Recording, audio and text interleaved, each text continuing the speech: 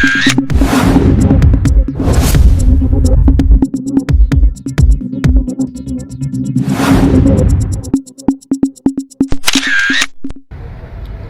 প্রশ্ন হলো, যদি সিএমপির কাছে সন্ত্রাসীদের নাম, পরিচয় এবং অবস্থান আগে থেকে জানা থাকে, তাহলে তারা কেন এখনো পর্যন্ত গ্রেফতার হচ্ছে না? চট্টগ্রামবাসীর স্পষ্ট বক্তব্য, আইনের শাসন মানে সন্ত্রাসীদের এলাকা বদলানোর সুযোগ দেওয়া নয়। আইনের শাসন মানে হলো সন্ত্রাসী যেখানেই থাকুক না কেন তাকে খুঁজে বের করে গ্রেফতার করা। আমরা এনসিপি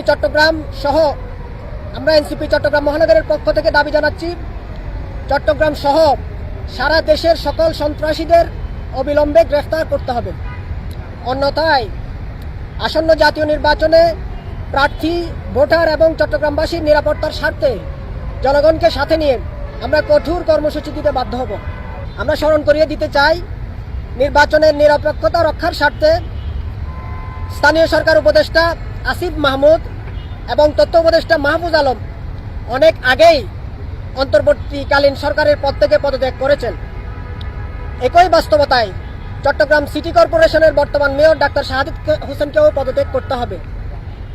আমরা ইতিমধ্যে জেনেছি তিনি আগামী 25 তারিখ বিএনপি চেয়ারপারসন জনাব তারেক রহমানের চট্টগ্রাম পলো গ্রাউন্ডের সমাবেশের সমন্বয়ের দায়িত্ব পালন করছেন। একজন সক্রিয় রাজনৈতিক দলের নেতা হয়ে মেয়র পদে বহাল থাকলে আসন্ন নির্বাচনে লেভেল প্লেইং ফিল্ড নষ্ট হবে এবং জাতীয় নির্বাচন ব্যাপকভাবে প্রশ্নবিদ্ধ হবে। যেহেতু চলতি মাসের 27 তারিখ তার মেয়াদ পূর্ণ হচ্ছে এবং আগামী 22 তারিখ থেকে সারা দেশে ভোটে প্রার্থীদের প্রচারণা শুরু হচ্ছে, সুতরাং এই বাস্তবতায় চট্টগ্রামের নির্বাচনী পরিবেশ অবাধ, সুষ্ঠু এবং নিরপেক্ষ রাখতে হলে অবিলম্বে জনাব ডাক্তার শাহাদাত হোসেনকে তার পদ থেকে পদত্যাগ করতে হবে। সবাইকে ধন্যবাদ।